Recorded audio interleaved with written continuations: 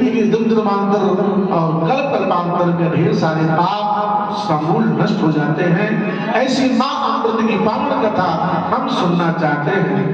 बोलिए श्री व्यास जी महाराज की जय। जय जय श्री राधेश्याम।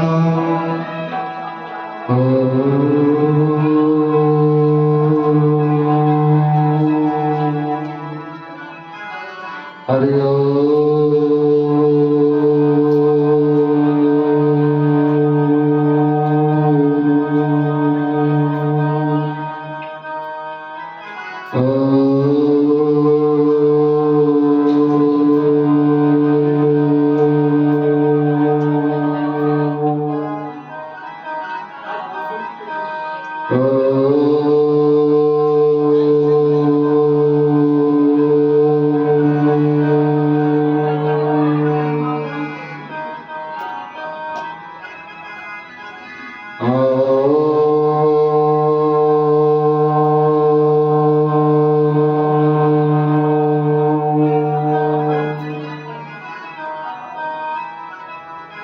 विघ्नेश्वराय वरदाय सुरप्रियाय लंबोदराय सकलाय जगद्धिताय नागाननाय शतयज्ञ विभूषिताय गौरीसुताय गणनाथ नमो नमस्ते। भगतातिनाशन पराय गणेश्वराय सर्वेश्वराय शुभदाय सुरेश्वराय विद्याधराय विकटाय च वामनाय भक्तप्रसन्नवरदाय नमो नमस्ते। ज्ञानिनां विजयदासि देवी भगवती सा वरादा कृष्णमोहाय महामाया प्रयच्छते। दुर्गे स्मृता हर्षधीति विशेषजनितो स्वस्ते स्मृता मतिमतीव शुभां ददासि। दारिद्र्यदुःखहारिणीता तुरन्यां सर्वोपकारकरणां सदा चित्ता। सर्वमङ्गलमाङ्गल्ये शिवे सर्वार्थसाधिके शरणे त्र्यम्बके गौरी नारायणी नमोस्तुते।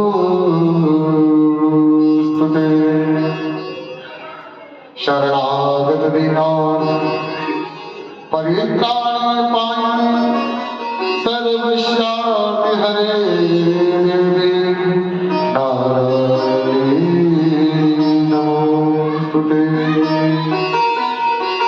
सर्वस्वरूपे सर्वेशे सर्वशक्ति समन्विते भयविस्ताहिनो देवी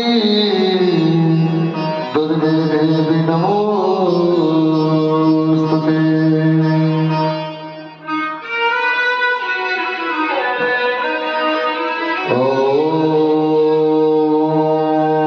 गुरुर्ब्रह्मा गुरुर्विष्णु गुरुर्देवो महेश्वर गुरुर्साक्षात् परब्रह्म तस्मै श्री गुरुवे नमः। वागर्तयो संसिद्ध्यो आराधमर्मन्ते जगतः पितरौ वन्दे पार्वती परमेश्वरौ। अवन्तिकायां विहितावतारं मुक्तिप्रदानाय च सज्जनानां अकाल मृत्यु परिरक्षणार्थं वन्दे महाकाल महासुरेशं। वन्दे महाकाल महासुरेशं।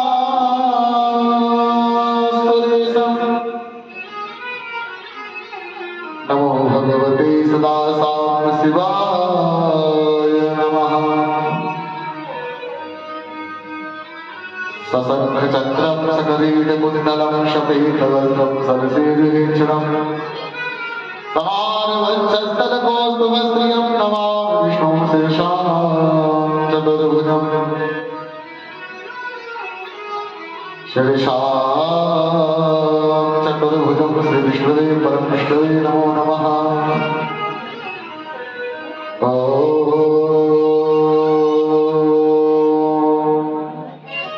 गायत्री सावित्री सरस्वत्यै नमः। महाकाली महालक्ष्मी महासरस्वती देव्यै नमः। जगत कल्याणी देव्यै नमो नमः। जहां तक मेरी आवाज पहुंच रही है सभी चरणियों, सभी विधि समुदाय और कथा पंडाल में उपस्थित सभी श्रेष्ठ जनों संतों को हृदय से नमन करते हुए प्रणाम करते हुए मां भगवती के आज हम पंचम दिवस में प्रवेश करने जा रहे हैं। मां भगवती के चरणों में यही आराधना कि हे मां भगवती, आपके चरित्र को गान करने की क्षमता, आपके चरित्र को बताने का सामर्थ्य प्रदान करें, क्योंकि ये चमड़े की जीव कहते हैं महाराज 2 दिन निरंतर कभी मां भगवती की कथा का अभ्यास न किया हो, जिसने कभी मां के गुणगान को न गाया हो, अगर उसको यह कार्य सौंप दिया जाए कि आपको मां के चरित्र का गान करना है, हमें तो लगता है ये तो मां की ही कृपा है, बाकी दास की कोई सामर्थ्य नहीं। ये जान लीजिए कि इसको करने का सौभाग्य मां ने ही दिया है, बाकी अपनी कोई ऐसी योग्यता नहीं। आप लोगों के समक्ष बस एक ही भाव रख रहे हैं कि चतुर न हो ही नहीं चतुर कहाओ,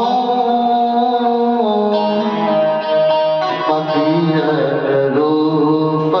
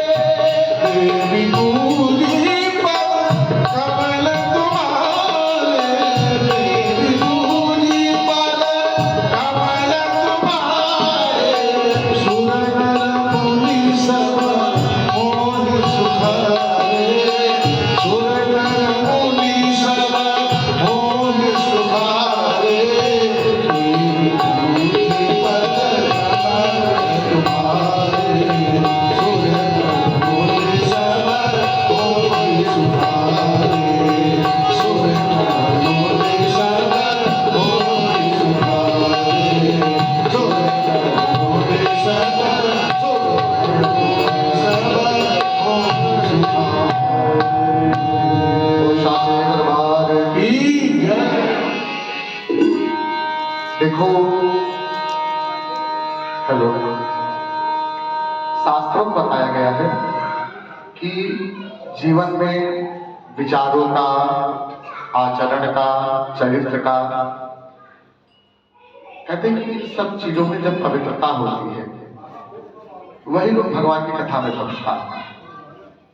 और हकीकत बताऊं तो हमारी जानकारी में ऐसे आई है बात, कई हमारी माताएं हैं जो कथा सुनना चाहती हैं, लेकिन ठंडी का यह ठंड का जो मौसम है उसमें समय की कमी, और हमें तो लगता है जो 1 घंटे में काम होना चाहिए उस 1 घंटे में भी पूरा नहीं होता,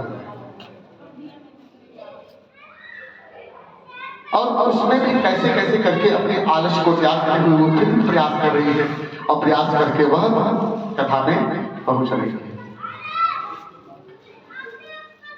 वास्तविकता में ये तो बताया ही गया है कि ये घर परिवार कुटुंब ये ऐसी माया है, ऐसी हथकड़ी है जिसमें कुछ लगा तो नहीं है, लेकिन इससे निकलना भी सरल है नहीं है।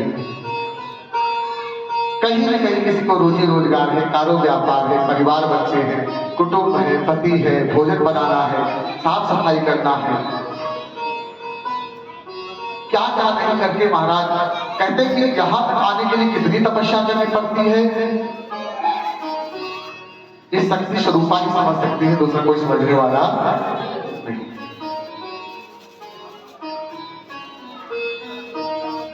यही कारण है शक्ति में जो सामर्थ्य है वो संसार में किसी में नहीं। वेद व्यास जी ने जब तप का उल्लेख किया तो सबसे बड़ा तप जो बताया गया है वो गृहस्थ आश्रम में रह करके 4 आश्रमों की सेवा बताई। भैया आप लोग जिस आश्रम में रहते हो ना, कहते हैं इतना करने के बाद में कैसा बोलना होता है, मीठा बोलना पड़ता है। अभी किसी के साथ थोड़ा थोड़ा कर दो ना तो ऐसे गुस्सा करेगा जैसे पता नहीं कितना काम कर दिया, लेकिन हमारी माताएं इतना करने के बाद भी इतना मीठा बोलती है, ऐसा ना हो किसी को बुरा लग जाए। घर में, परिवार में, कुटुंब में बहुत सारे लोग आते हैं, बहुत सारी बातें बोल के चले जाते हैं, बहुत सारी बातों को रखते हैं। इंसान अपने विचारों को तो स्वतंत्र रूप से रख सकता है, लेकिन जीवन में अपनी बात सुनाना बड़प्पन नहीं है। ये बात हमारी लिख लेना आप, जीवन में अपनी बात सुनाना बड़प्पन नहीं है। तो जीवन में बड़प्पन क्या है पंडित जी? जीवन में दूसरे की भावनाओं को समझ लेना ही बड़प्पन, दूसरों की भावनाओं को समझ लेना ही बड़प्पन। वाणी भी 2 प्रकार की होती है, कैसे कहते हैं ना, वाणी ऐसी बोलिए मन काया कोई और को शीतल करे आप शीतल हो, और को शीतल करे आप शीतल हो। तो भैया आजकल तो कलयुग को उल्टा बना दिया लोगों ने। आजकल क्या कहते हैं, वाणी ऐसी बोलिए ताकि झगड़ा हो और उससे झगड़ा न कीजिए जो तुमसे तगड़ा हो।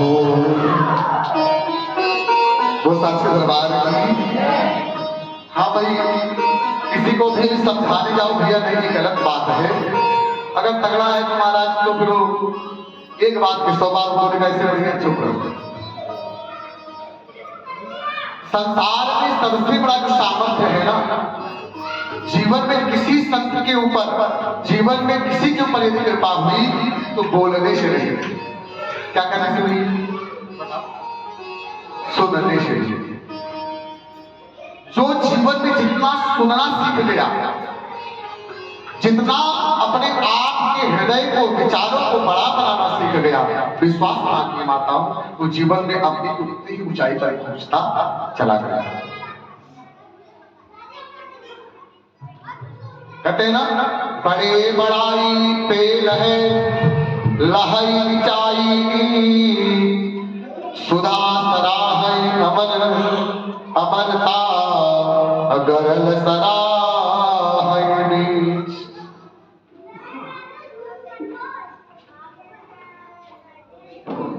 इसलिए हमेशा याद रखें, जीवन में किसी को कष्ट देना, किसी को तकलीफ देना सरल है। जीवन में सबसे कठिन काम है भैया किसी के दुख को हरना, किसी की मदद करना। ये मानव जीवन ना किसी का मजाक उड़ाने के लिए नहीं, बल्कि संसार में लोगों की सहायता के लिए बना है। परहित सरिस धर्म नहीं भाई, परहित सरिस धर्म नहीं भाई,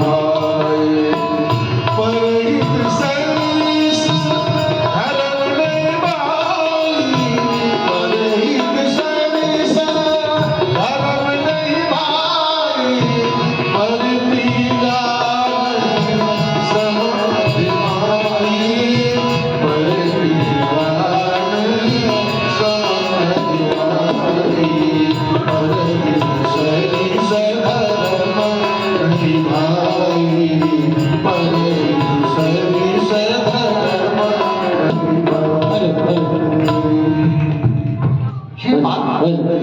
सत्यता के साथ में बताई गई है। जीवन वही धन्य है, जीवन वही धन्य है। कहते हैं कि आप इसका उपयोग करो या ना करो, एक दिन वैसे ही नष्ट हो जाना है। इसका सदुपयोग करो या ना करो, ये नष्ट हो जाना है। हाँ, आप कहते हो मैं बहुत अच्छा बोल दिया, मैंने गलत बोल दिया, अच्छा बोल दिया। आप ये क्या, आपको क्या लगता है आपके कड़वा बोलने से, गलत बोलने से आपकी सब सुधर गई क्या? हाँ? आपकी छवि सुधर गई क्या? आपके प्रति कोई भावना सुधर गई क्या? हाँ, आप बताइए, सुधर गई क्या? नहीं ना। कड़वापन तो अपने को भी गैर बना देता है भैया। कहते हैं बाणी को कभी देखिए, मुख को कभी देखिए ध्यान से, तो इसकी आकृति कैसे है? धनुष जैसे है कि नहीं? निकलता तो तीर भी सबसे ज्यादा इसी से है कि नहीं? और निकलता है तो कहते हैं या तो बाण निकलता है या तो बाड़ी निकलती है। बाण और बाड़ी में ज्यादा अंतर नहीं है भैया। अगर किसी के दुख को हर लो तो वो बाणी है, और किसी के हृदय को भेद डालो वो क्या है? बाण है। हमारे ऊपर निर्भर करता है ना भैया। हमें प्रयास करना चाहिए, और इस रूप में नहीं कोई व्यक्ति कोई हमारा संबंधी है, बल्कि इस रूप में हमें एक प्रयास करना चाहिए कि इस संसार पूरा ईश्वर का है। इस संसार में जितने जीव हैं सब ईश्वर के अंश हैं। हमने किसी व्यक्ति को पीड़ा दे करके हमने अपना भला नहीं किया। किसी के मन की पीड़ा हमारे ही जीवन में दुख का कारण बन जाती है। किसी के मन में पहुंचा हुआ कष्ट, किसी के मन में पहुंचा हुआ एक दिन आपके ही जीवन में दुख के मार्ग को खोल देगा। कोशिश करें हम अपने जीवन में। और एक बात बताऊं, हमारी बात को नोट कर लीजिए। अपने जीवन में आपने जहां जहां कड़वा बोला है, याद रखो मेरी बात को, जहां जहां कड़वा बोला है, याद रखना समय आने पर वही वही आपको सारे कड़वे शब्द आपके प्रति सुनाई देंगे।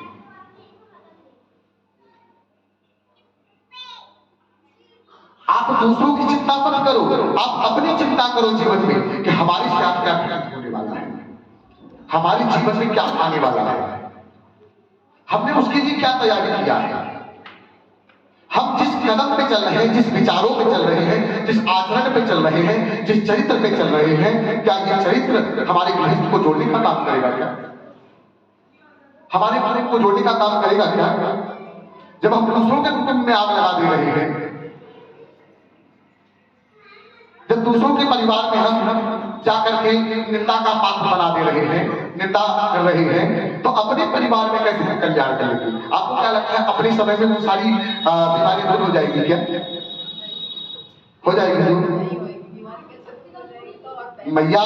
ये ऐसा चक्रण है ना कि जब हृदय को जलाता है ना। एक बात मैं बताऊं, एक संत की वाणी थी, उनके पास में कोई व्यक्ति आया। जब उनके पास में कोई व्यक्ति आया तो बहुत अच्छे संत थे, हमेशा भगवान का भजन किया करते थे। एक दिन न जाने किसी कारण से अपने शिष्य को उन्होंने फटकार लगा दिया, डांट दिया, कोई बात रही होगी। तो वैसे तो प्रेम से बोलते थे, कभी ऐसे डांटते नहीं थे। डांटते नहीं थे, लेकिन उस दिन किसी कारणवश उन्होंने उनको डांटा। तो जब वो माला करने बैठे ना, जाप करने बैठे ना, तो पूरा दिन उनका मन नहीं लगा, पूरा दिन उनका मन नहीं लगा। फिर जब वो अपने गुरु जी के पास आ गए और जाकर के उन्होंने बोला कि ऐसे हमारे साथ घटित हुआ, तो उनके गुरु ने बताया इस विषय को लेकर के, देखो जीवन में क्रोध हम दूसरे का, आपने दूसरे को डांट दिया, उससे उसका भला हो या ना हो, लेकिन एक बात विश्वास रखो कि अगर आपने किसी को गलत बोला है, उससे आपका नुकसान, आपकी तपस्या का नुकसान, आपके जीवन के पुण्य का नुकसान, और आप अपने घर में साक्षात दानवता को, दुख को निमंत्रण देकर के चले आए हो। बोले पंडित जी प्रमाण क्या है? आप अपनी मर्जी से बता देना, ऐसा तो लिखा होगा नहीं। आप देखिए महाराजा परीक्षित चक्रवर्ती सम्राट थे, उन्होंने क्या काम किया, एक संत के ऊपर जाकर के संत डाल दिया। वो बोल भी नहीं रहे थे, वो बोल भी नहीं रहे थे, वो तो मौन व्रत धारण किए हुए थे, फिर भी जाकर के ऊपर डाल दिया। तो बदले में क्या मिला उनको? मिला ना, उनके मन का सुख हो गया। जीवन में मैं यह सिखाना चाहता हूं, अगर आप अपने मन का सुख नहीं खोना चाहते हो तो कभी किसी को गलत मत बोलो, बुरा मत बोलो। कहते हैं ना, भला किसी का कर न सको तो बुरा किसी का मत करना। अरे पुष्प नहीं बन सकते हो तो कांटे बनकर मत रहना। ये जीवन का परम सत्य है माना। आइए हम लोग आपको भागवत कथा के उसी दिशा में लेकर के चलते हैं जहां कल आप लोगों ने कथा को छोड़ा था। नर नारायण भगवान ने प्रहलाद के साथ में युद्ध किया। अब नर नारायण की तरफ से जब युद्ध होने लगा तो सारे देवता आ गए, नर नारायण की तरफ से सारे देवता आ गए। तो इधर प्रहलाद की तरफ से जितने असुर जाति के राक्षस थे सारे लोग एकत्रित हो गए। अरे हमारे स्वामी के ऊपर आक्रमण हुआ है तो हम कैसे पीछे रह सकते हैं। प्रहलाद की तरफ से असुरों की सेना और नर नारायण की तरफ से देवताओं की सेना, दोनों की तरफ से युद्ध हुआ मेरा। जीवन में एक बात याद रखो, जीवन के हमारे अंतर द्वंद में आपको कहां लगता है आपकी लड़ाई कहां हो रही है? लड़ाई कहां होती है बताइए? लड़ाई बाहर नहीं होती है, बाहर तो सिर्फ शब्द निकलते हैं, सारी लड़ाई तो मन के अंदर चलती है। बोलना पड़ेगा राधे। सारी लड़ाई कहां चलती है? मन में चलती है। मुख से तो सिर्फ शब्द निकलते हैं। पहले 3 प्रकार के पाप थे भैया। कितने प्रकार के? पहले कितने पाप थे? 3 प्रकार। अब कलयुग में 2 पापों में जो है भगवान ने रियायत कर दिया, नहीं तो बड़ा इस कलयुग में तो महाराज हमें तो लगता है कोई बचता ही नहीं। अच्छा 2-3 पाप कौन कौन से जानते हैं आप लोग? कितने लोगों को मालूम है? आवाज आ रही है? आ रही है ना? हाथ उठाइए किसी किसको आवाज सुनाई दे रही है? साफ आवाज आ रही है ना? वो साचे दरबार की, साचे दरबार की। तो मैया के शरीर के 3 पाप, मनसा पाप। अब आप अगर किसी के बारे में मन में किसी के प्रति गलत विचार भी लाते हैं, गलत भावनाएं भी लाते हैं तो वो भी पाप है। और हर पाप का फल नरक। बोले बाबा, हर पाप का फल नरक। अब तो भैया मन निष्ठुर होता चला गया। पहले तो जो बुजुर्ग थे हमारे पीढ़ी में भी, जैसा मैं सुनता हूं तो हमारी परदादी वगैरह है, अगर कोई बालक आ जाता था, कोई चीज आता जाता था, अगर खुद रोटी खा रही है अपनी थाली में से निकाल करके उसको दे देती थी। मतलब उनके अंदर कितनी ममता, दया, करुणा, इतनी क्षमा, इतनी उदारता, इतनी प्रसन्नता।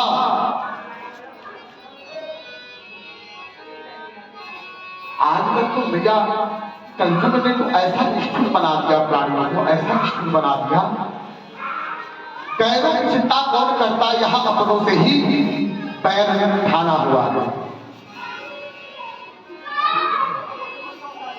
आगे बड़ी सुंदर भाव में वर्णन करते हुए लिखा, नर नारायण ने युद्ध किया।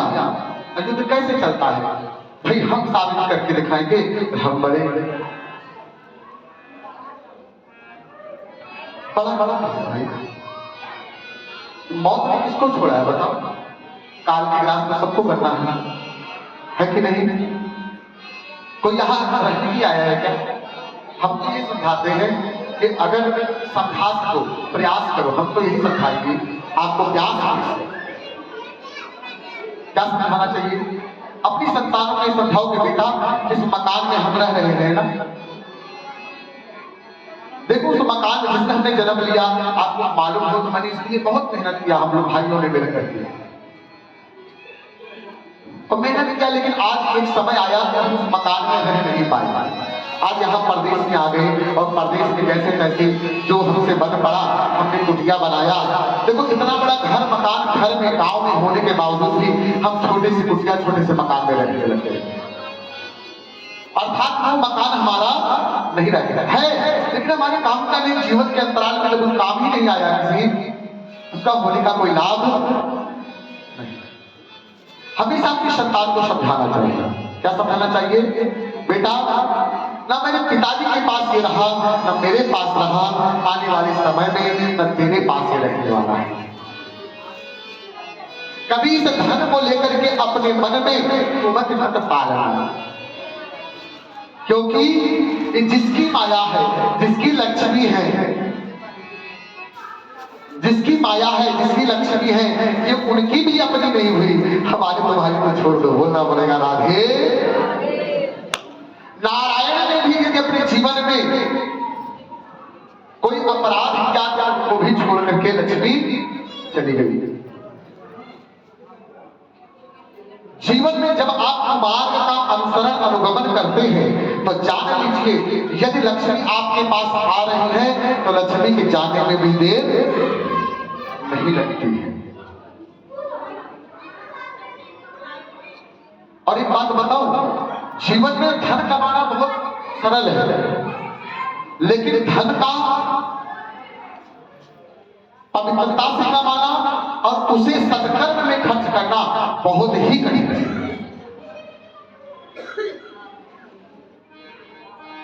जीवन में अपने धन को उस जगह लगाना जहां से इस जन्म नहीं कई जन्मांतर तक जिसका पुण्य हमारे जीवन में कल्याण का साधन बनता है, ये महत्वपूर्ण है।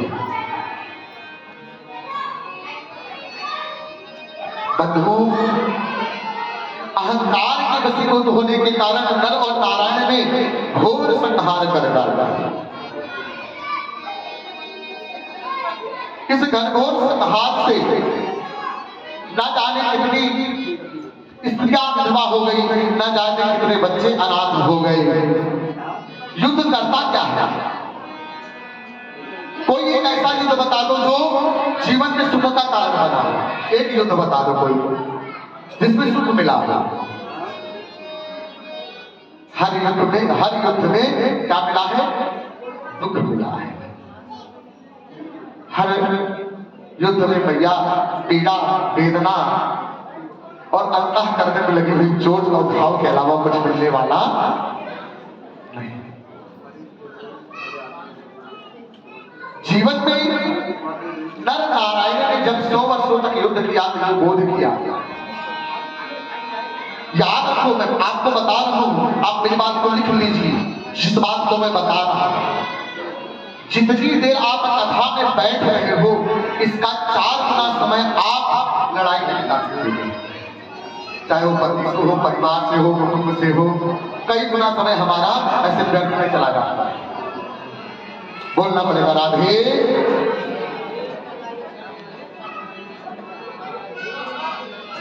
संतों ने तो कहा है कि एक घड़ी आधी में खुद आधी, तुलसी संकट साध की कटे कोट अपराध।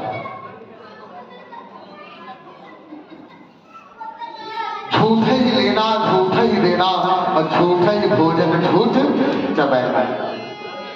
झूठे कह रहे हमने तुम्हें दे दिया, हमने तुम्हें दे दिया, तुमने हमें दे दिया, हम तुम्हारे लिए कर रहे हैं, तुम हमारे लिए कर रहे हो, तुम हमारे बहुत अच्छे मित्र हो, तुम हमारे बहुत अच्छे जजमान हो। एक कलयुग की कायरता महाराज व्यर्थ है। एक बात जान लीजिए, अगर ये कहा जाए कि तुमने हमारे लिए किया, तो एक बार संकल्प लेके कह दूं कि जो आज मैंने पुण्य पाया उस पुण्य को मैं जो है पंडित जी को दान कर दे रहा हूं। इंसान धन वस्तु समस्त सामग्रियों का समर्पण करके मात्र ये चाहता है, हे महामाया हमारा कल्याण हो। क्या हो जाए? कल्याण हो। धन वो बड़ा नहीं है जो हमने लगाया, धन वो बड़ा है जिसको हमने लगाया वह धन फिर से हमारे पास आए और फिर हम लगाने के काबिल बने रहे। नर नारायण के मन में हुई एक लाग इस बात का बोध कराया कि हम 100 वर्षों तक, मैंने बात क्यों बताया आपको कि मैंने तो 100 वर्षों तक तप नहीं किया है, इतना तो मैं तप में तल्लीन होकर के मैंने नहीं लगा रहा जितना कि मैं युद्ध में लोगों को मारने में लगा रहा। हमने अपनी शक्ति का क्या किया? सदुपयोग किया कि दुरुपयोग? बताइए। दुरुपयोग किया ना। और जीवन में जब शक्ति का दुरुपयोग हो, जीवन में आपके जब जो है प्रतिभा का दुरुपयोग हो, आपके जीवन में जब आपकी योग्यता का दुरुपयोग हो, तो समझ लेना यही आपके जीवन की सबसे बड़ी पाप है और सबसे बड़ा कमी है।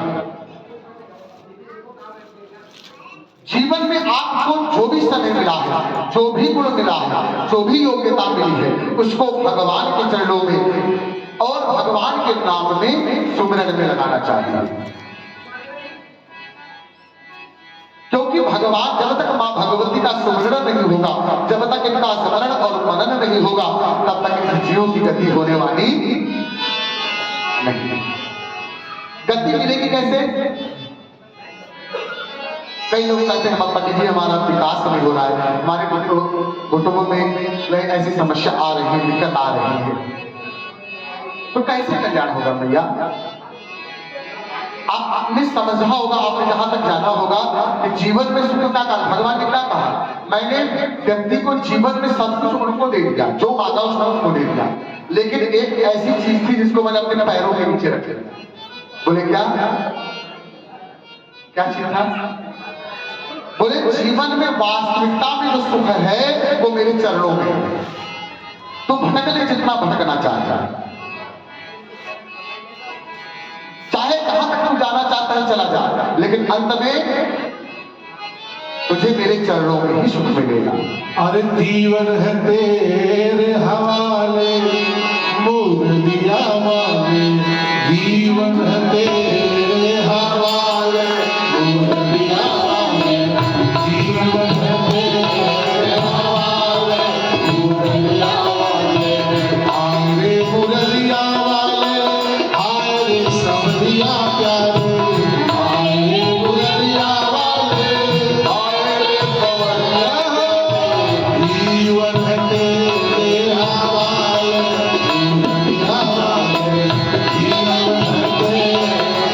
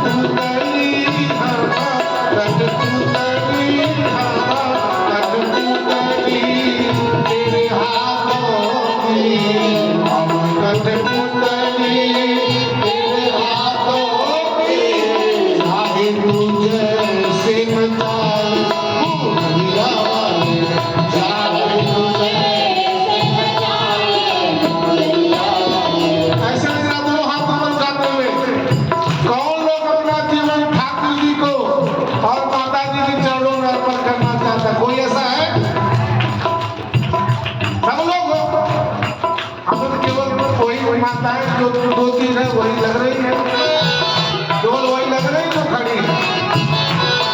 दोनों हाथ ऊपर उठा कर ठाकुर जी अरे जीवन है तेरे हवाले, जीवन है तेरे हवाले, मुदरिया वाले, हाय हाय हाय मुदरिया वाले, ओए होए होए वाले, जीवन है तेरे हवाले, मुदरिया वाले, जीवन है तेरे हवाले, मुदरिया वाले। जय हो।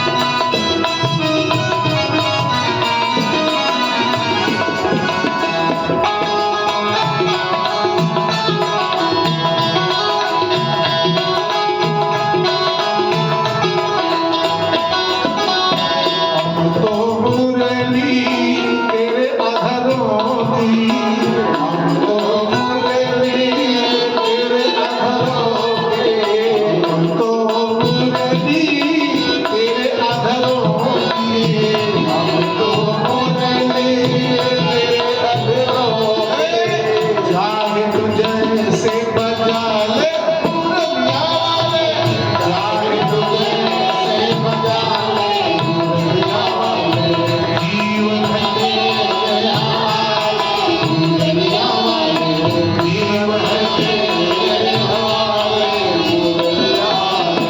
हम तो अपने हुए बेगाने, हम तो अपने हुए बेगाने।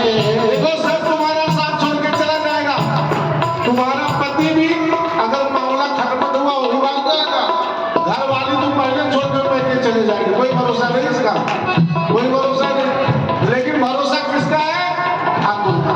दोनों हाथ उठाओ और ठाकुर जी से कहो हम तो अपने हुए बेगाने, हम तो अपने हुए बेगाने, हम तो अपने हुए बेगाने, हम तो अपने हुए बेगाने, अपने गले लगा ले मुरलिया वाले, अपने गले लगा ले मुरलिया वाले, जीवन तेरे हवाले, मुरलिया वाले, हाय हाय हाय मुरलिया वाले, ओए होए होए मुरलिया वाले, हाय हाय हाय मुरलिया वाले, ओए होए होए मुरलिया वाले, जीवन है तेरे हवाले, मुरलिया वाले, जीवन है तेरे हवाले, मुरलिया वाले, हाय हाय हाय मुरलिया वाले, ओए होए होए मुरलिया वाले, हाय हाय हाय मुरलिया वाले, ओ जीवन है तेरे हवाले, मुरलिया वाले, जीवन है तेरे हवाले, मुरलिया वाले, हाय हाय हाय मुरलिया वाले, ओए होए होए मुरलिया वाले, हाय हाय हाय मुरलिया वाले। बाबा के बिहारी लाल की जय। वो साचे दरबार की जय। माताओं, यहाँ जन्मेजय जी ने प्रश्न किया है वेद व्यास महाराज से, प्रभु ये नारायण भगवान विष्णु बार बार अवतार लेते हैं,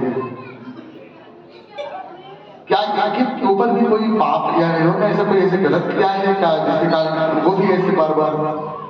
हमने तो ये सुना है कि जब जीव कोई गलती करता है उसको नरदेह मिलती है, कौन सी देह?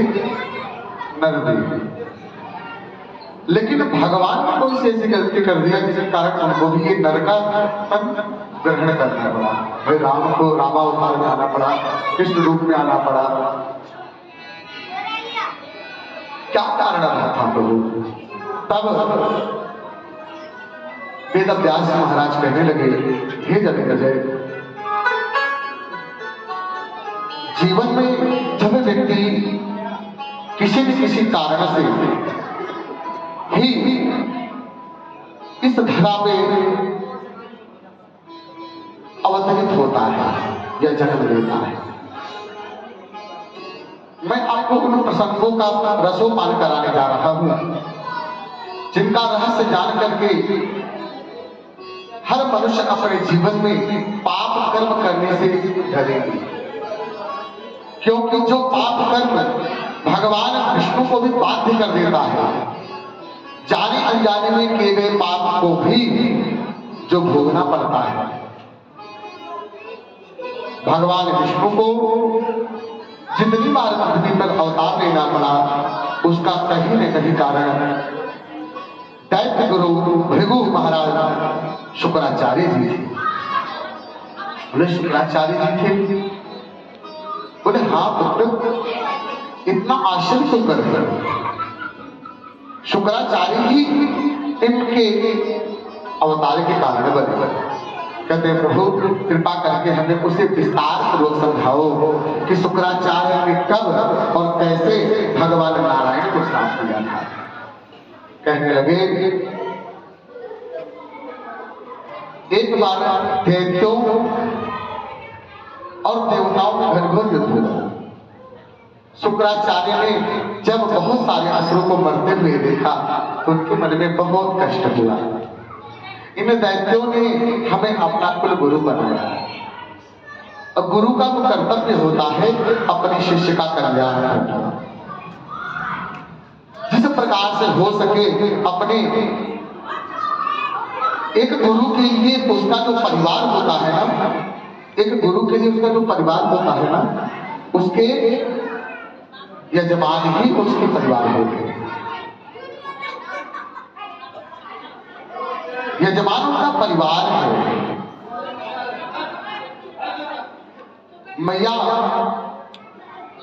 आप लोगों का ही जीवन ये समझ लीजिए, आप लोगों में की गई तपस्या, पूजा, साधना और अपने समाज में ब्राह्मण को जो भी आपने पूजन पाठ और उस पूजा पाठ में पूरी धार्मिक भाव से आपने ब्राह्मणों को दान किया। हाँ डरवा को डांट का आज बहुत सारे लोग ऐसे हैं जो पांडित्य कर्म कर रहे हैं, लेकिन आप लोगों के आशीर्वाद से ही आज सौभाग्य जीव को मिला है। भैया हर व्यक्ति के जीवन में धन का सदुपयोग और दुरुपयोग होता है। आपने जो कुछ स्नेह प्रेम आशीर्वाद दिया है उसी का बल है कि इस जीवात्मा ने सोचा कि जिन माताओं ने अपने जीवन में हर प्रसन्नता के अवसर पर पंडित जी को याद करके, ब्राह्मण को याद करके सदैव साथी बना के रखा है कि नहीं। आपको जन्मदिन होता है, कोई अवसर आता है, कोई यज्ञ करते हैं, कोई पूजा करते हैं, तो कहते हैं हमारे पंडित जी आएंगे। और इतना विश्वास करते हैं कि अगर एक नहीं, 2 दिन नहीं, अगर संजोग वशीभूत नहीं उपस्थित है, लेकिन कहते आएंगे तो हमारे पंडित जी आएंगे, दूसरा कोई नहीं आएगा। भैया वही प्रेम है, वही तपस्या है, वही आपका दान है। चाहे वह प्रेम रूपी दान हो, चाहे वो करुणा रूपी दान हो, चाहे ममता रूपी दान हो, उन्हीं ने आज इस जीव को इतना सामर्थ्य बनाया कि जैसे आपने मुझे अपने सुख में बार बार याद किया, हमने कहा इस महामाई के पावन अमृतमयी सुखमयी कथा में हम क्यों ना आपको निमंत्रित करें। विश्वास मानिए भैया, हमने ये नहीं देखा कि हमारे साथ कोई चले, कोई जानता होगा चाहे नहीं जानता होगा। जब भी यज्ञ का आयोजन किया तो नारद जी घर घर गए, प्रति व्यक्ति तक गए। हमें इस बात का बिल्कुल क्षोभ नहीं है। हमने तो ये जीवन में चाहा कि जो मुझे बुलाया हो तो सही, नहीं बुलाया हो तो सही, मानता हो तो सही, नहीं मानता हो तो सही, अपना समझता हो तो सही, नहीं समझता हो तो सही। लेकिन ये दास, ये बालक, ये जीव हर चौखट तक गया है, हमारे प्रताप विहार, धर्म विहार, मधु विहार, सरस्वती विहार, इंदिरा गार्डन, कला इनकलेव, गंगा विहार, न्यू गंगा विहार, कोई ऐसी चौखट नहीं है।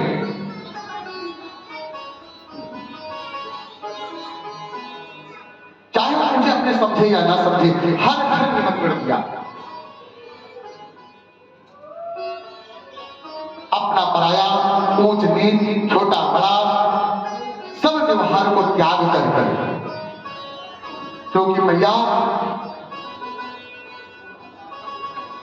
अगर ये पवित्रता अपने हृदय में नहीं रखेंगे, कहते हैं कि जब तक गंगा स्वयं पवित्र नहीं होगी तो भला लोगों का कैसे पाप हरेगी।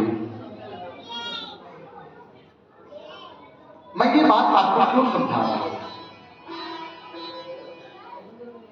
मैं इसलिए ये बात आपको समझा रहा हूं, जैसे राक्षस लोग, देवता लोग अपने गुरु को श्रेष्ठ मान करके अपने दुख में सदैव, सुख में सदैव बृहस्पति के शरणागत रहे, दुख और सुख में। जिस प्रकार से दैत्य जीवन में अगर किसी भी कार्य को करना हुआ तो अपने गुरु की सलाह लेकर के किया, और जब जब उन्होंने अपने गुरु का अपमान किया और अवहेलना किया तो दैत्यों को बड़ा कष्ट भी झेलना पड़ा।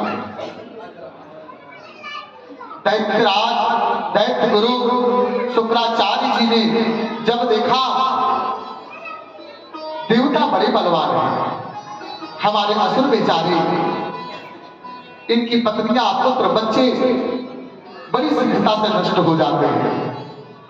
हालांकि बल में कभी नहीं है, लेकिन है क्या कि देवता लोग अमृत पी रखे हैं, देवता लोग अमृत पिए हुए हैं, और हमारे असुर भाई, असुर पुत्र, इनको तो कोई ऐसा अमृत है नहीं, ना कोई ऐसी विद्या है उन लोगों के पास में, हमारे पास में।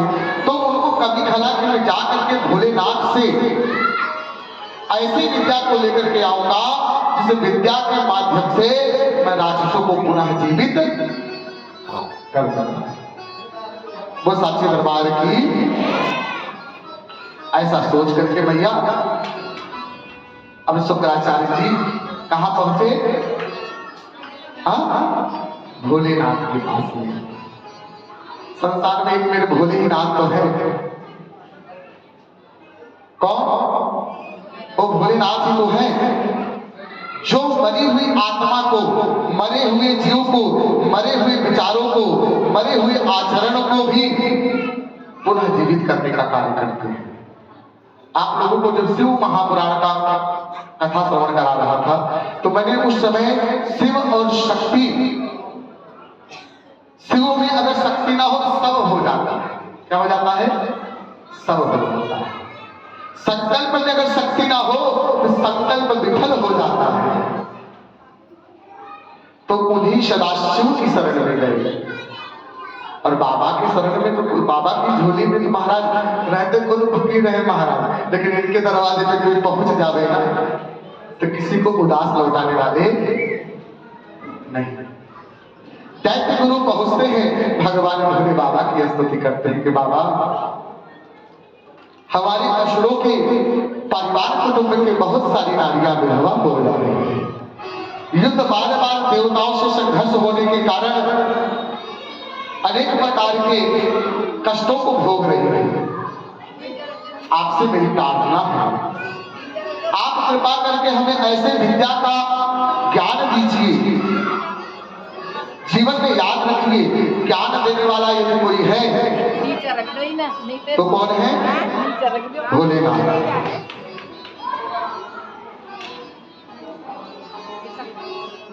कहते हैं पानी, कात्यायन और पतंजल, ये तीनों बड़े महामूर्ख थे, बहुत मूर्ख। इतने मूर्ख थे महाराज के इनको कुछ पता भी नहीं था। इनको जिस आश्रम में पढ़ते थे गुरु ने इनको अपने आश्रम से निकाल दिया।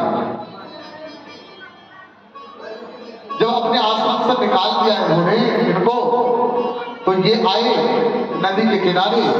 उन्होंने कहा जब हम मूर्ख हैं, हम किसी काम के नहीं हैं, तो उन्होंने क्या काम किया? भगवान शिव जी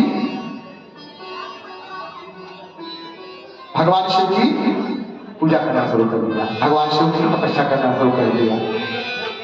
मैया इन तीनों ने इतनी घनघोर तपस्या किया, इतनी घनघोर तपस्या किया, उस तपस्या से भगवान सदाशिव प्रकट होकर के डमरू बजाने लगे।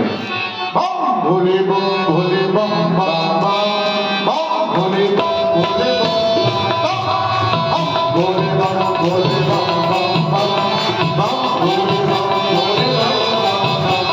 यही वो मंत्र है, यही वो तंत्र है, यही वो मंत्र है, यही वो तंत्र है। प्रेम से जपोगे तो विचित्र साध्य। भोले बम भोले बम बम बम बम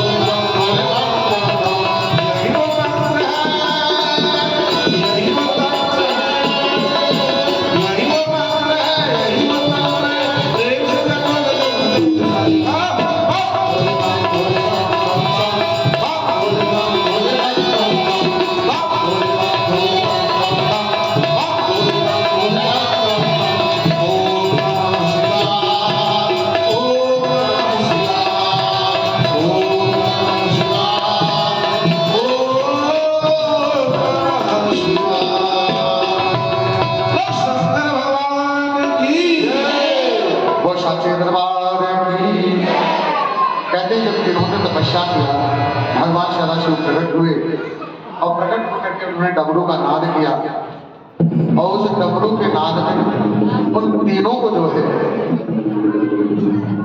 कुछ शब्द सुनाई दिए और उन्हीं शब्दों के समावेश से उन्होंने संस्कृत व्याकरण का निर्माण किया।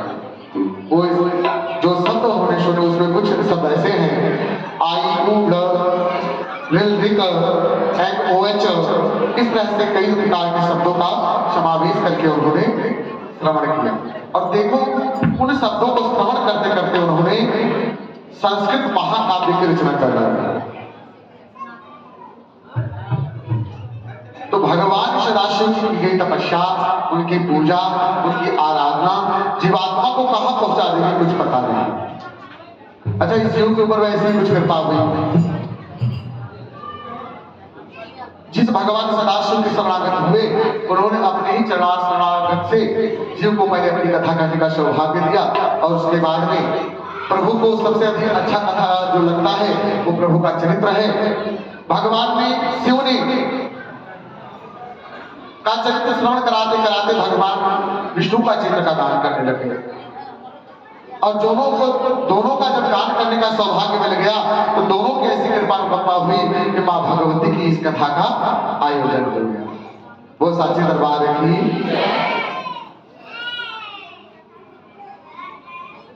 तो शुक्राचार्य भी जब भगवान शिव के पास में पहुंचे तो वैसे तो भगवान भोलेनाथ जानते थे कि शुक्राचार्य जब इस चीज को लेके जाएंगे इसका सदुपयोग तो कम होगा, दुरुपयोग ज्यादा होगा।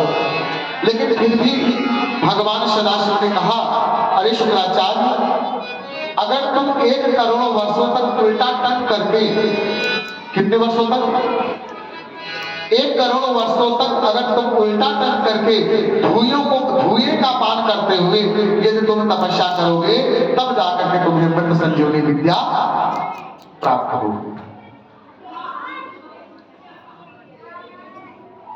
सोचने वाली बात है। इतना समय एक यजमान के कल्याण के लिए शुक्राचार्य ने कहा कि प्रभु मुझे स्वीकार है, मैं ऐसा ही करूंगा। और शुक्राचार्य तपस्या के लिए निकल पड़े। वह उल्टा टन करके भगवान सदाशिव के शरणागत होकर के ही इस तप को करने लगे। इस तप को देख करके इधर जब भृगु महाराज तपस्या के लिए चले गए तो सारे देवताओं ने पुनः राक्षसों के ऊपर आक्रमण कर दिया। बोला भैया तो गुरु है नहीं इनके, जब रहते थे तो कोई शक्ति देते रहते थे और वो भी शक्ति की बदौलत बार बार राक्षस जीत जाते थे। एक काम करो, तो इनके गुरु तपस्या के लिए गए हुए हैं, एकदम से आक्रमण कर दो। लेकिन जब वह आक्रमण करने के लिए गए सारे असुर कहीं भी ठौर ठिकाना न पा करके वह शुक्राचार्य की पत्नी के पास में चले गए और उनसे कहने लगे, मां, हे गुरु मां,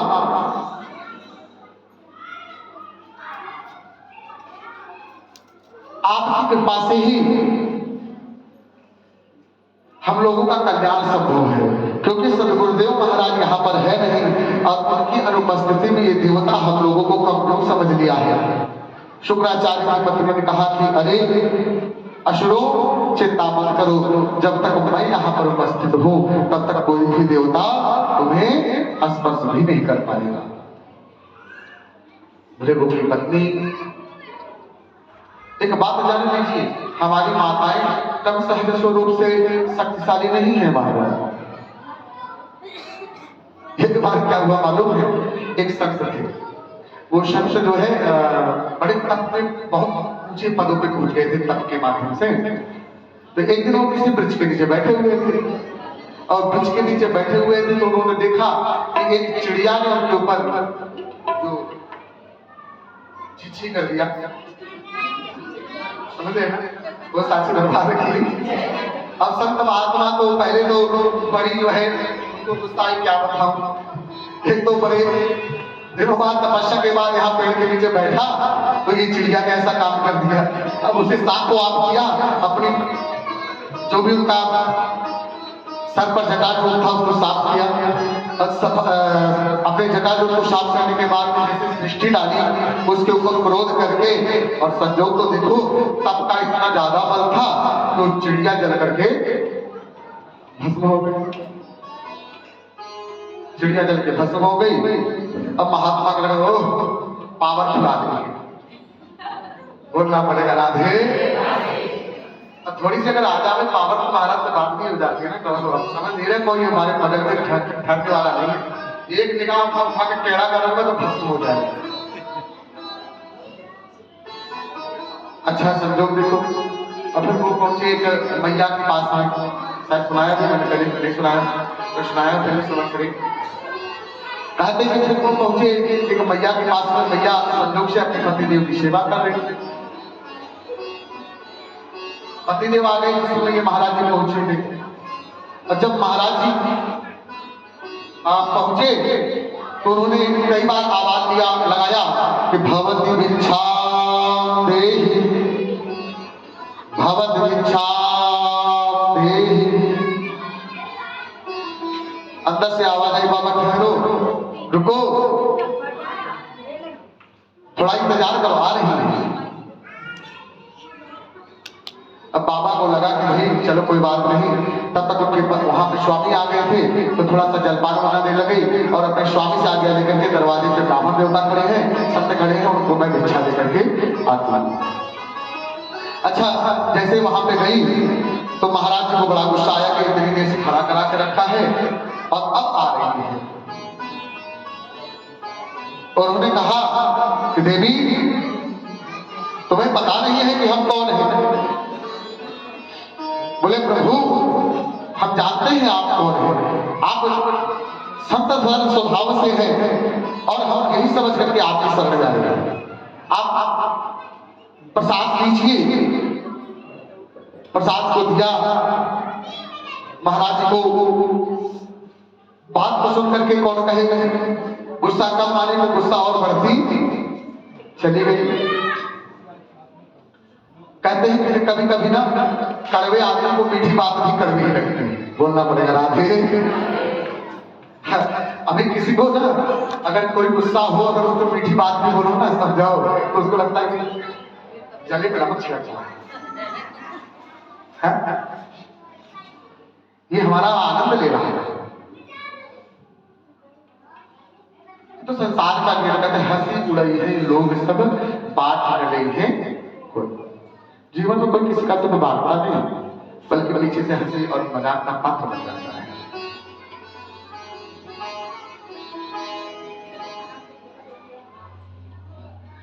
इसलिए याद रखो अपने जीवन में अपने दुख को, संत तो सीधा कहते हैं महाराज, संत के बारे में सीधा कहते हैं, जीवन में ना अपना दुख किसी को बताना नहीं चाहिए। और बताए तो किससे बताए? वो साचे दरबार की।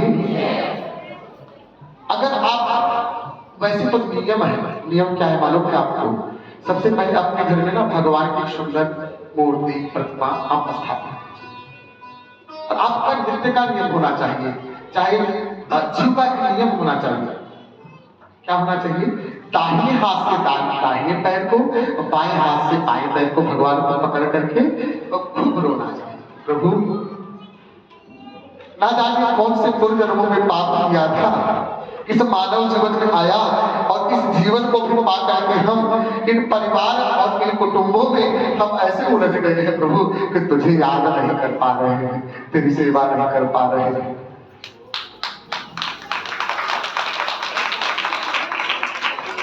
विश्वास मानो आपका मात्र इतना ही सब आपकी सबसे बड़ी पूजा होगी।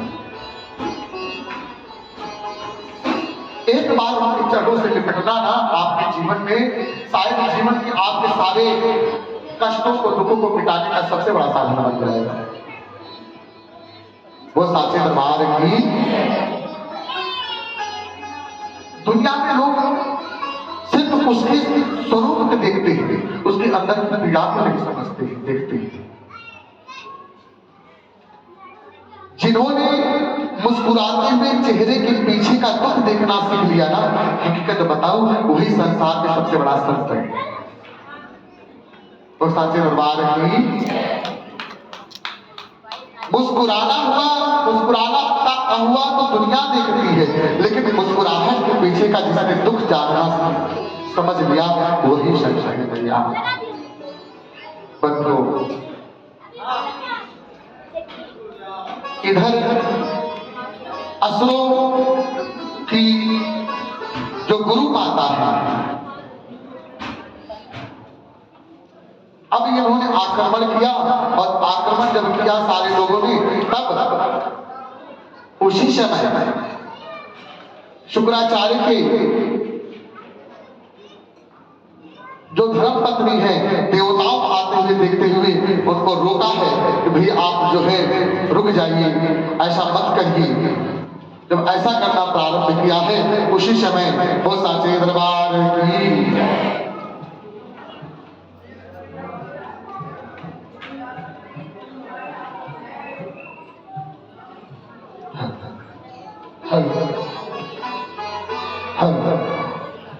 हम लोगों के बीच में चेयरमैन घनश्याम तिवारी आए मंच पे, चेयरमैन रीना भारती, योगेश भारती, तमाम वार्ड के सदस्य ठाकुर साहब हमारे आ चुके हैं।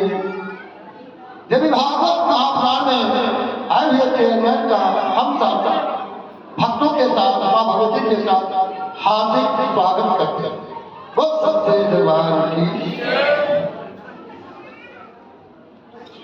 आगे भैया हम कथा में लेके चलते हैं, फिर कथा जहां हो जाएगी फिर आप होकर कथा बढ़ाएंगे। अब शुक्राचार्य की जो धर्म पत्नी है, अब देवताओं ने जब आक्रमण किया तो उन्होंने इतना बड़ा फैला दिया कि सारे जितने भी देवता उनको में समाने लग गए। कौन कहे युद्ध करने के लिए कि सारे के सारे देवता शुक्राचार्य की धर्म पत्नी के मुखार में समा गए। सब देवताओं ने हाहाकार किया कि प्रभु बचाओ, प्रभु बचाओ। अगर आपने हमें नहीं बचाया तो समस्त देवता लोग आज भृगु महाराज की पत्नी के गर्भ में ही समा जाएंगे, अर्थात सारी की मृत्यु तय है। भगवान विष्णु आनंद धारण में पहुंचे, भी देवताओं को बल विपत्ति आई थी। अब उनको जो समझ में आया उन्होंने अपने चक्र को उठाया और उसी समय उन्होंने भृगु की पत्नी का सर धड़ से अलग कर दिया। वो साचे दरबार की जब भृगु की धर्म पत्नी का सर काट दिया तो उसके काटने के कारण भैया विष्णु भगवान को पाप लग गया। जब भृगु महाराज वापस उन्होंने तपस्या करने के बाद में वापस लौट करके आए, अपनी पत्नी की ऐसी दुर्दशा देखा है तो वही स्थान पर उन्होंने कहा कि अरे विष्णु, आज हमारा गृहस्थ जीवन तुमने नष्ट कर डाला। किसी के जोड़े को अलग करना सबसे बड़ा पाप है, और तुमने तो जानबूझ के ऐसा किया। और दूसरी बात, ब्राह्मण की पत्नी का आपने वध कर डाला। आपको मालूम है इसका परिणाम क्या हो जाएगा? मैं शुक्राचार्य दैत्यों का गुरु तुम्हें इस बात का श्राप देता हूं। किस बात का? कि जिस प्रकार से आज मैं अपनी पत्नी के वियोग में तड़प रहा हूं, वैसे ही आपको भी मानव का जन्म लेकर के आपको अपनी पत्नी के वियोग का कष्ट झेलना पड़ता है। और यही नहीं, इन पापों के कारण आपको बार बार जन्म लेना पड़ेगा। मानव भृगु महाराज इधर शुक्राचार्य तब पूरा कर लेते हैं। अब तब करते समय एक चीज था कि इंद्र अपनी पुत्री दमयंती को भेजते हैं, कहते हैं जाकर के आप शुक्राचार्य की सेवा करें। अच्छा, इंद्र के मन में क्या था कि मैं अपनी पुत्री को भेज रहा हूं तो कल को अगर कोई बात होती है, कोई दिक्कत आता है तो कम से कम हमारी पुत्री वहां रहेगी तो कुछ न कुछ जो भी वहां का हाल खबर है वो कम से कम देती तो रहेगी कि असुरों के ग्रुप में क्या चल रहा है, उनकी क्या तैयारी चल रही है, हमें क्या करना चाहिए। लेकिन दमयंती अपने धर्म और चरित्र की बहुत पक्की थी। कहते कोई स्त्री श्रेष्ठ नहीं है जो अपने पति की निंदा, अपने परिवार की निंदा अपने मायके करती है। बोलना पड़ेगा राधे। अगर अपने मायके में आप अपने ससुराल की कोई भी बात नहीं पहुंचाते हो तो समझ लेना कि आप अच्छे गृहस्थी नहीं। नियम है इस बात का। और उन्होंने अपने पति की सेवा इतनी की कि शुक्राचार्य उनके इस भाव से प्रसन्न हो गए। शुक्राचार्य ने पूछा कि देवी आप हो कौन? उन्होंने झूठ नहीं बोला, उन्होंने बोला मैं इंद्र की पुत्री हूं। बोले आप मेरे पास क्या कर रहे हो? बोले कि प्रभु मैंने आपको पति स्वरूप से बदल किया है। कहते हैं कि जो स्त्री अपने मन से जिसको पति मान लेती है वास्तविकता में वही उसका पति हो जाता है। वो साक्षी दरबार की मन से, कर्म से, वचन से मैंने आपको पति रूप में वर्ण किया है। शुक्राचार्य ने उनकी निश्चल भाव से की गई सेवा और उनके बातों के सरलीकरण, स्पष्टीकरण से बहुत प्रसन्न हुए। जीवन में आप जितना झूठ बोलेंगे, जितना आप अपने बातों में, शब्दों में आप पवित्रता का अभाव रखेंगे, उतना ही आपके संबंधों में विकास होता चला जाएगा। जीवन में आपके संबंध, आपके परिजनों के संबंध, आपके कुटुंबजनों के संबंध तभी मधुर होंगे जब आपके वाणी में पवित्रता होगी, सरलता होगी, सहजता होगी। इंद्र की पुत्री दमयंती ने जिस प्रकार से अपने शब्दों को रखा उससे शुक्राचार्य बहुत प्रसन्न हुए। कहने लगे देवी मैं आपको अर्धांगिनी स्वरूप में स्वीकार करता हूं, आपकी क्या इच्छा हो हमसे मांग लीजिए। कहने लगे प्रभु एक स्त्री का जीवन अगर उसके पति का प्यार उसको मिल जाए तो उससे बढ़कर के कोई दूसरा नहीं। हम ये चाहते हैं कि आप हमें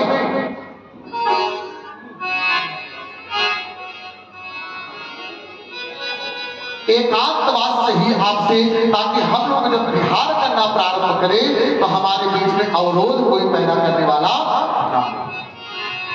सोना पति के बिना संसार, सोना पति के बिना संसार।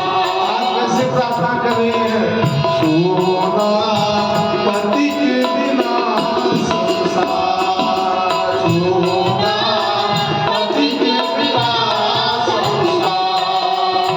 बिना परमेश्वर सोना मंदिर, बिना परमेश्वर सोना मंदिर,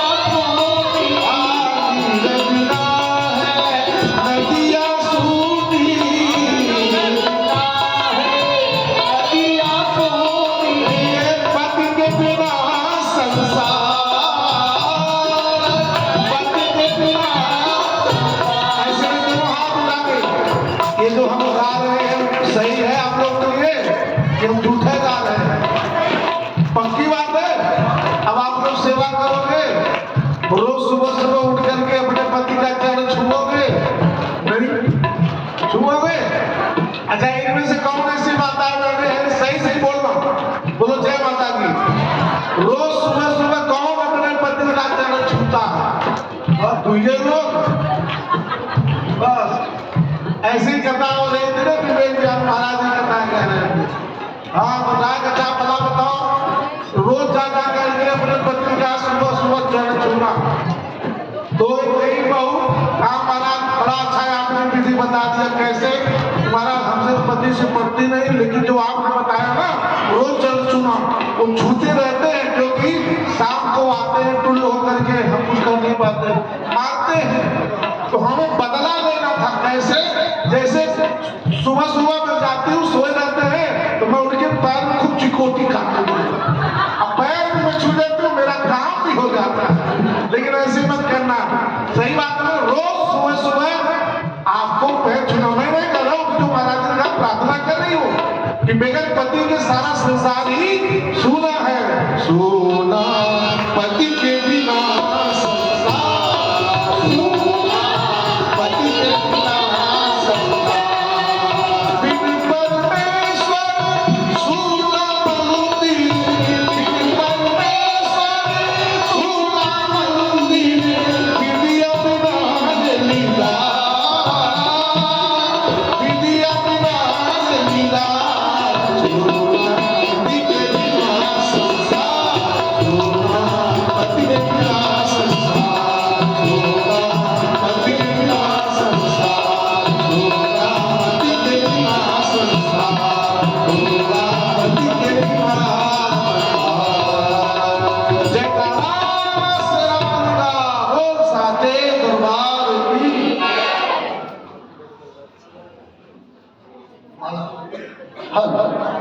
देखिए हम लोग चाहे छोटी कथा सत्यनारायण की कथा शिव पुराण भागवत पुराण हनुमंत पुराण जो भी कथा का आयोजन किए हैं हमारे चेयरमैन रीना भाटी योगेश भैया हर जगह निमंत्रण पाने के बाद कोई ऐसा नहीं कह सकता है चाहे घरेलू पूजा हो या सार्वजनिक छोटा हो या बड़ा अगर इनके कामों में गया है तो मैं कहूँगा बहन जी पता नहीं योगेश भाई गाँव गई है इस कारण से नहीं हाथ हो पाई हो सकता है माँ जगदम्बा को बुला लें अभी कथा आज 5वां दिन है अभी 4 दिन चलेगा और आप लोगों से विशेष स्नेह भी है आपसे और चेयरमैन। इस तरीके से थोड़ी देर पूजा घनश्याम तिवारी, मुकेश केवल वाले, आज बप्पन पांडे धर्म विहार के रहने वाले जो पूजन हुई, ऐसे शुभ पंचम दिवसीय कथा में अपने चेयरमैन योगेश रीना भाटी का हम लोग हार्दिक स्वागत करते, व्यासपीठ को स्वागत करते। बहुत सत्य व्यवहार की भैया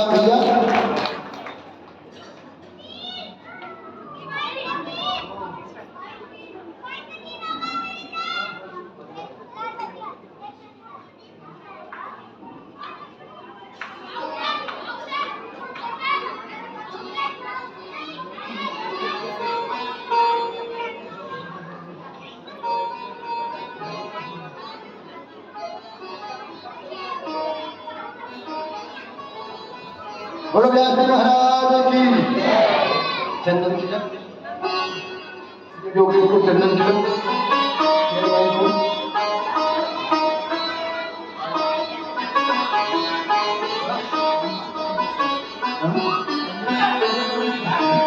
हमारे गोलू भाई जो अपने जाने पहचाने पूर्वज सभासद, वर्तमान में भी पूर्व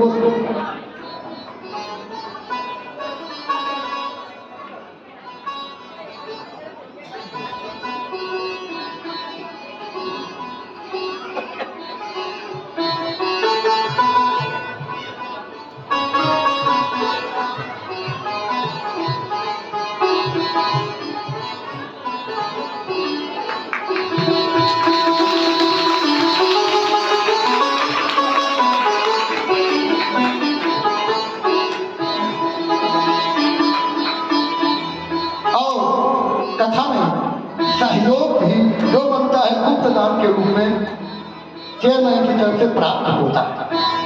हर कथाओं में गुप्त रूप में गुप्त दान रहता है, वो दान परमात्मा व भगवती स्वयं जाती है। वो सच्चे दरबार की पिछले भी इस बार भी जहाँ जहाँ कथा वार्ता किए हैं, माँ जगदम्बा भगवान की कृपा सदा बनी है।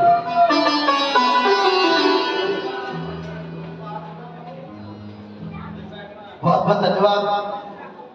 आज हमारे खोड़ा में व्यास जी का जो कई दिनों से यहाँ प्रवास चल रहा है, हमारी माताएं बहनें यहाँ बैठी हैं, मेरे परिवार के बुजुर्ग लोग यहाँ बैठे हैं, बड़े भाई आसन पर आसीन हैं, और मैं स्वयं आपके खोड़ा का पड़ोस का मोहल्ले परिवार का रहने वाला आपका छोटा भाई, आपका बेटा आपके बीच बहुत बहुत धन्यवाद देना चाहता हूँ पूरी कमेटी को, पूरी समिति को, जिनके द्वारा हमें खोड़ा में भगवान की ये गीता कथा सुनने का सौभाग्य मिला है।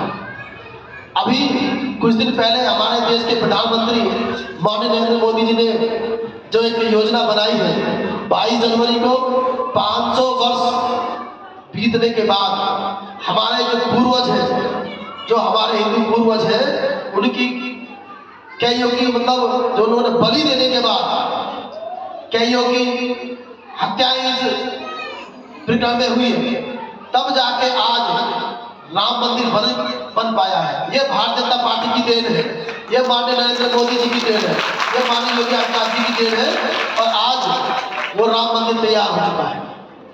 और मैं समझता हूँ कि पूरे 2100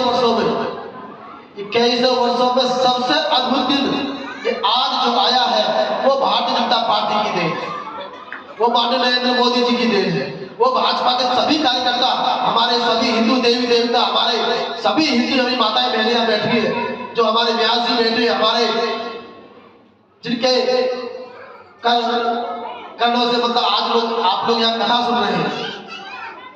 एक दैवीय शक्ति का आयोजन, दैवीय कथा का आयोजन जो आज यहाँ हो रहा है, सब आपकी देन है। और आप लोगों से आग्रह करूंगा कि हम लोग आपके परिवार के लोग हैं, आधी रात आप लोगों के लिए खड़े हैं, क्योंकि हम लोग खोड़ा के ही निवासी हैं, खोड़ा में ही रहना पसंद करते हैं। और ज्यादा ना कुछ कहते कर यही कहना चाहूंगा कि 22 तारीख से पहले सभी लोग, जितने भी लोग खोड़ा से हो सके, वो अयोध्या जाने का सुबह जरूर प्राप्त करें। धन्यवाद।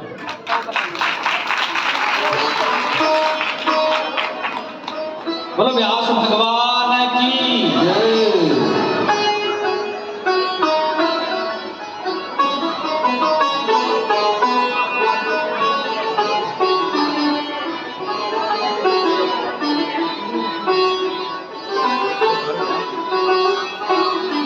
शास्त्री दरबार की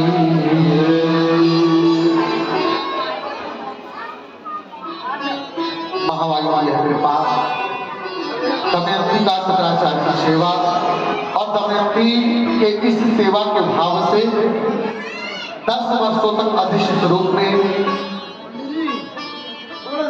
दमयंती की इच्छा को पूर्ण करने के बाद में जब वापस शंकराचार्य अपने यजमानों का याद आया तो दमयंती कहते हैं कि हे देवी, हमारे यजमान हमारी राह देखते हो, लेकिन यहां तो कुछ अलग ही कहानी हो चुकी थी जिसका बोध शुक्राचार्य को नहीं था। शुक्राचार्य की अनुपस्थिति को देख करके वहां मृत संजीवनी विद्या पाने के बाद में इधर भगवान देवताओं के गुरु बृहस्पति शुक्राचार्य का रूप धारण कर लिया। इसका शुक्राचार्य आए, दैत्यों को उन्होंने ज्ञान उपदेश देना प्रारंभ किया। उन्होंने कहा कि जगत मिथ्या है, जगत में कुछ भी अपना नहीं है और अनेक प्रकार की बातों का, अनेक प्रकार की शिक्षाओं का उन्हें ज्ञान देने लग गए और उनकी दी गई शिक्षाओं का असर कुछ ही कालांतर में राक्षसों के ऊपर होना प्रारंभ हो गया। और सारे राक्षस लोग दैत्य गुरु शुक्राचार्य की बात बहुत मानते थे। समय बीतता चला गया। जब वास्तविक शुक्राचार्य वहां पहुंचे, उन्होंने देखा, अरे मैं तो शुक्राचार्य यहाँ पे बैठा हुआ हूं, आखिर मेरी अनुपस्थिति में यहाँ पे ऐसा कौन व्यक्ति आ गया जो शुक्राचार्य का रूप धारण कर रखा है। शुक्राचार्य ऐसा देख करके अपने शिष्यों से कहा, अरे शिष्यों, तुम मूर्ख हो गए हो, ये किसको तुमने शुक्राचार्य बना लिया है। अपने गुरु के बारे में ऐसी वचन सुन करके राक्षस लोग क्रोधित हो गए, कहने लगे, अरे ये हमारे गुरु का रूप बना करके कौन आ गया है और आकर के ऐसी व्यर्थ बातें कर रहा है। दैत्यों के गुरु बने हुए बृहस्पति देव के प्रभाव से राक्षस के गुरु होने के बाद भी शुक्राचार्य को दैत्यों ने पहचान नहीं पाया। जब बार बार समझाया, दैत्यों ने नहीं समझा, तब दैत्य गुरु ने राक्षसों को श्राप दे दिया। कहने लगा, अरे दैत्यों, तुम अपने गुरु को नहीं पहचान पा रहे हो, मैं तुम्हें श्राप दूंगा। तुम राजलक्ष्मी से हीन हो जाओगे, तुम्हें अपने राज्य को भी छोड़ना पड़ेगा। अब इधर श्राप देकर के शुक्राचार्य चले गए। उधर बृहस्पति देव ने देखा, अब तो हमारा काम हो गया, हमारा काम हो गया, और वहां से वो अंतर ध्यान हो गए। बताते हैं कि जिन लोगों को, जिन असुरों को बृहस्पति देव ने शिक्षा दिया था, वही आगे जाकर के जैन मुनि, कौन हुए? जैन धर्म जानते ना आप? तो जैन मुनि जो हुए हैं वो हमारे सनातन से ही निकल रहे हैं, और वही असुर हैं जिनको साक्षात देवगुरु बृहस्पति ने शुक्राचार्य रूप में शिक्षा ग्रहण करवाई। बोलना पड़ेगा राधे राधे। वो साचे दरबार की महाभाई सतिया जोता वाली माता तेरी। अच्छा, उसके श्राप के कारण ही असुरों का जो भी धन वैभव था, देवताओं ने पुनः आक्रमण किया, और आक्रमण करने के बाद असुरों का सब कुछ नष्ट हो गया। कुछ असुर बचे, और उन असुरों में जो श्रेष्ठ थे वो प्रहलाद जी थे। प्रहलाद जी गुरु के पास में आए, कहने लगे, गुरुदेव हमसे बहुत बड़ी भूल हुई, मानते हैं कि हमसे गलती हुई, लेकिन आपको मालूम है कि सारी गलती का कारण तो देवगुरु बृहस्पति थे। हम लोगों ने जानबूझ के आपका अपमान नहीं किया। और दूसरी बात, हम तो बालक हैं, अगर बालक कोई जाने अनजाने गलती कर दे, भूल चूक कर दे, तो भाई पिता का काम तो क्षमा करना है। बड़ा वो नहीं होता है जो रूठ जाओ। आजकल तो लोग सोचते हैं कि हम रूठ जाएंगे तो बड़े बन जाएंगे।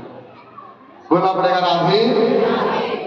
बड़ा जीवन में वही होता है जो क्षमा करना सीख जाता है। क्या करना सीख जाता है? क्षमा करना सीख जाता है।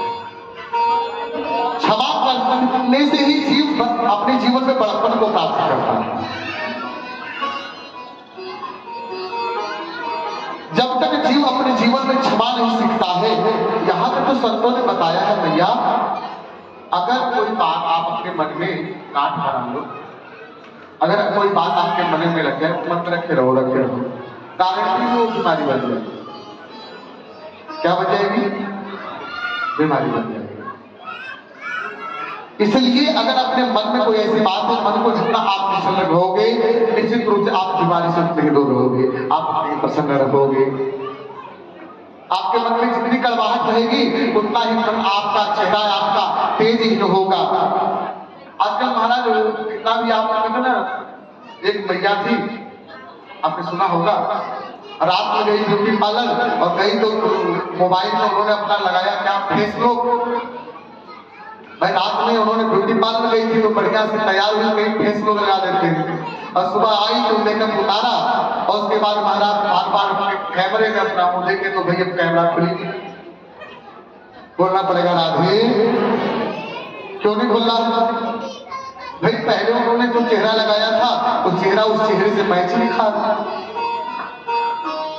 बोलना पड़ेगा राधे। वो साक्षी दरबार की